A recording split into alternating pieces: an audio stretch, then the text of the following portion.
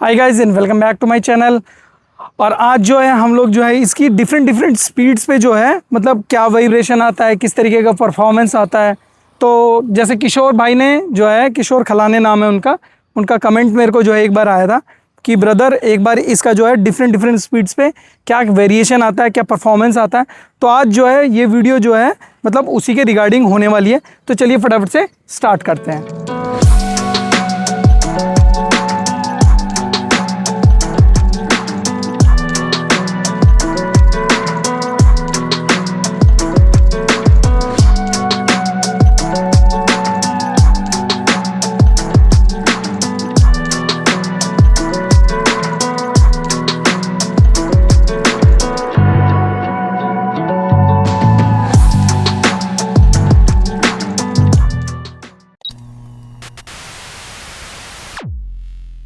तो दोस्तों अभी हम लोग जो है हाईवे पे आ गए हैं। तो एक्चुअली मैंने दो चीज़ों में इसको क्लासीफाई कर रखा है। तो पहला क्लासिफिकेशन ये है कि हम नॉर्मल राइडिंग कैसे करते हैं, तो उसमें इसमें किस तरीके का वाइब्रेशन आता है, क्या आता है, वो बात करेंगे। और दूसरा हम कैटेगराइज करेंगे कि हर एक गियर में जो है मतलब first, second, third, fourth, fifth, six gears में अगर हम अलग अलग स्पीड पे चलते हैं तो क्या वाइब्रेशंस आते हैं, क्या नहीं आते हैं, वो सारी चीज़ें जो हैं हम लोग मतलब जो है डिस्कस करेंगे। और 4 टच पॉइंट होने वाले हैं। एक आपका हैंडल बार पे क्या वाइब्रेशन आ रहा है, टैंक में अगर हम नीचे यहाँ पर टैंक में ग्रैब करते हैं तब क्या वाइब्रेशन आ रहा है, सीट पे क्या वाइब्रेशन आ रहा है, जहाँ पर हमारे दोनों पैर रखे हुए हैं यहाँ पे, तो वहाँ पर हमारा क्या वाइब्रेशन आ रहा है। तो वो सारी चीज़ें जो है हम 4 चीज़ों को लेके चलेंगे। तो चलो अब फटाफट से नॉर्मल वाला हम लोग टेस्ट कर लेते हैं कि हम नॉर्मली जब चलाते हैं तो किस तरीके से जो है हमें मतलब फीडबैक मिलने वाला है। तो चलिए हमने फर्स्ट गियर से स्टार्ट किया और मैं इसको जनरली जो है 4000 से 3500 से 4000 आरपीएम के आसपास में चेंज कर देता हूँ। तो देखो मेरे को 4000 आरपीएम तक तो किसी भी तरीके का मतलब कोई भी अभी तक वाइब्रेशन ना तो फुट पैक पे आ रहा है, ना ही मेरे हैंडल बार पे आ रहा है, ना ही टैंक पे आ रहा है, और ना ही मतलब ये जहाँ पर मैं बैठा हुआ हूँ। तो 6 के 6 गियरों में कोई वाइब्रेशन है नहीं। अब चलो जैसे अब छठे गियर पे कई बार क्या होता है ना, यही नॉर्मल राइडिंग जैसे टूरिंग पे जाते हैं तो अब कोई 80 तक थोड़ी चलाता है, कई बार जो है इंसान 120 तक भी जाता है। तो let's go to up to 120, देखते हैं कि 120 तक अगर हम जाते हैं तो देखो अभी तक 100 में भी कोई वाइब्रेशन नहीं आया है, अभी भी एकदम स्मूथ लग रही है। अरे भाई रुक जा।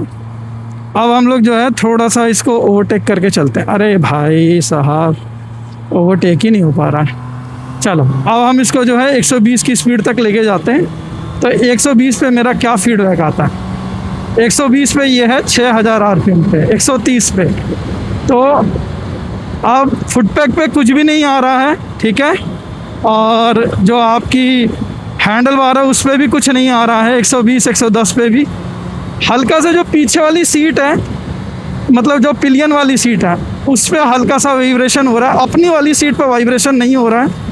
तो ये फीडबैक मेरे को जो है 120 की स्पीड पे जो है मेरे को मिल रहा है। तो ये थी अपनी नॉर्मल राइडिंग कंडीशन में जो है, जो अगर हम 120 पे जाते हैं तो क्या फ़ील होता है। तो नॉर्मल यूसेज में अगर आप देखेंगे तो नॉर्मल यूसेज में मतलब जैसे अगर मैं आपका दोबारा से 120 लेके जाता हूँ तो आपको जो है आप जैसा अभी 104 पे है,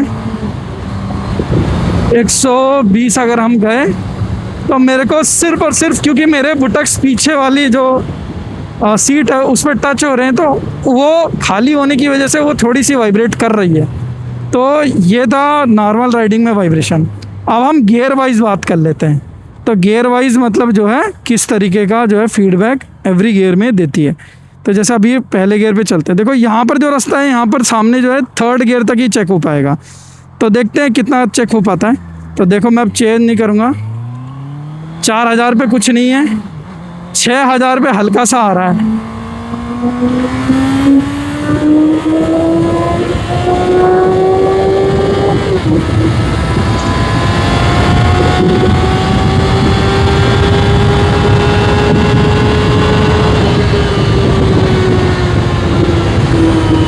तो अभी जो है मतलब मैंने जो अभी जो टेस्ट किया है थर्ड गियर तक एवरी 12,000 आरपीएम तक। तो देखो भाई 10,000 आरपीएम के बाद जो है ना वाइब्रेशन जो है फुट पैक्स पे आने चालू हो जाते हैं। बट वो वाइब्रेशन आपके मतलब जैसे 6,000 आप अगर आप पार कर जाओगे ना तो हल्का हल्का वाइब्रेशन फुट पैक्स पे आने चालू हो जाते हैं, हल्के हल्के बहुत माइन्यूट से। पर जैसे आप 7,000 8,000 पार करते हो फिर वो गायब हो जाते हैं।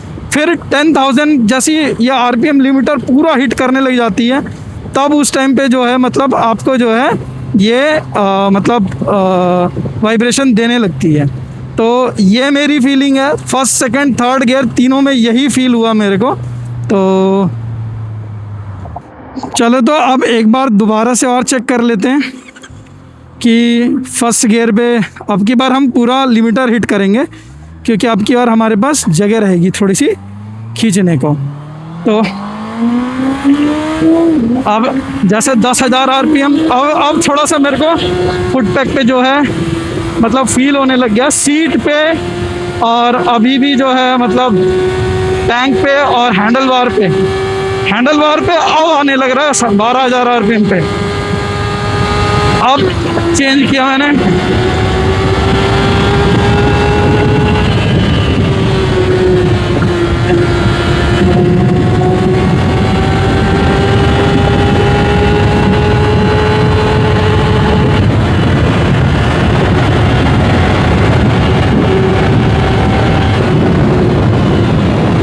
अरे भाई अरे बाप रे बाप, बहुत विंड ब्लास्ट है, बहुत विंड ब्लास्ट है भाई। पांचवा और छठा गियर तो मैं चेक ही नहीं कर पाऊंगा, क्योंकि 200 प्लस मतलब यहाँ इतना बम्प है कि मैं फिफ्थ और सिक्स्थ गियर के लिए, कुलदीप भाई सॉरी, फिफ्थ और सिक्स्थ गियर थोड़ा सा हार्ड है भाई मतलब टेस्ट करना। पर फोर्थ तक मेरा जो ऑब्जर्वेशन आया है वो मेरा ऑब्जर्वेशन यही आया है कि जैसे ही आप देखो 6,000 आरपीएम तक सब कुछ बढ़िया है, एकदम चंगा, कोई दिक्कत नहीं है। 6,500 के आसपास में हल्का सा माइन्यूट सा आपको वाइब्रेशन मिलेगा फुट पैक्स पे, ठीक है। फिर आप जैसे ही वो उसको पार करोगे 6,500 को, 10,000 तक आपको कुछ फील नहीं होगा, ठीक है।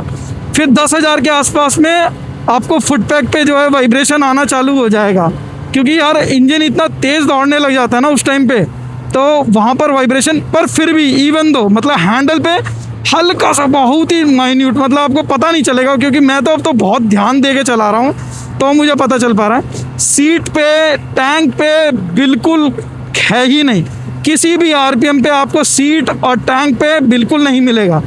हल्का सा आपको 6,500 आरपीएम के आसपास में जो है आपको मिलेगा, और क्या नाम है 10,000 आरपीएम के आसपास में पूरे हैंडल बार पे सिर्फ एक ही जगह 10,000 आरपीएम, वो भी आपको सेकंड गियर पे देखने को मिलेगा। थर्ड गियर पे मेरे को उतना फील नहीं हुआ। तो ये मेरा ऑब्जर्वेशन था वाइब्रेशन को लेके इस बाइक को। तो पर एक और चीज़ मैं मतलब सबसे यही बोलना चाहूँगा, और कुलदीप भाई से ही बोलना चाहूँगा कि भाई इनलाइन 4 है, बहुत ही ज़्यादा रिफाइंड है, बहुत ही ज़्यादा। आप सिंगल सिलेंडर से आते हो, क्योंकि मैं अगर सिंगल सिलेंडर से आया हूँ ना भाई, मुझे पता है कि क्या स्मूथनेस है इस बाइक की, बहुत ही अव्वल दर्जे की। ये थोड़ी बहुत चीज़ें मैं बता रहा हूँ ना, ये मैं बहुत ही ज़्यादा माइन्यूट वाइब्रेशंस भी मतलब पूरा ऑब्जर्व करके मतलब बता रहा हूँ। बाकी यार मैं बोलूँगा कि अगर किसी को और ज़्यादा वाइब्रेशन खुद फील करने हैं तो भाई वो तो टेस्ट राइड करनी पड़ेगी आपको कहाँ है, जहाँ भी इसकी टेस्ट राइड मिले। और अगर आपको कोई फ्रेंड आपको ये बाइक दे देता है तो आप उससे जो है मतलब पता कर सकते हैं। बाकी कुलदीप भाई ने एक और चीज़ मेरे से पूछी थी कि पिलियन के लिए जो है मतलब हैंडल गार्ड जो आते हैं पकड़ने के लिए, तो वो भी जो है मैं यहाँ पर एक फ़ोटो लगा देता हूँ। साइड में वो हैंडल बार आते हैं, साइड में थोड़ा सा सीट के नीचे लगते हैं, ठीक है।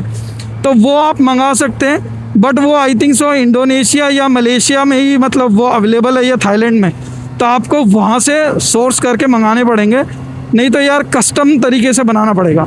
और एक और चीज़ मैं आपको मतलब कुलदीप भाई ने एक और चीज़ मेरे से पूछी थी कि इसका लगेज का सिस्टम बताओ, ठीक है। जैसे यार मैं बताऊँ अपना लगेज का सिस्टम, तो एक आप फ़ोटो देख रहे होगे, ये मेरी लास्ट ट्रिप की जो है मतलब ये था, तो मैं हमेशा टेल बैग पीछे लेके जाता हूँ। बट कुलदीप भाई ने बोला है कि भाई वो पिलियन भी ले जाना चाहते हैं। तो देखो जीवी जो एक ब्रांड आता है GIVI जीवी, वो क्या है टॉप रैक देते हैं, मतलब Honda CB 650R के लिए, बट मैं बताऊंगा कि भाई वो बहुत ही एक्सपेंसिव है ब्रो।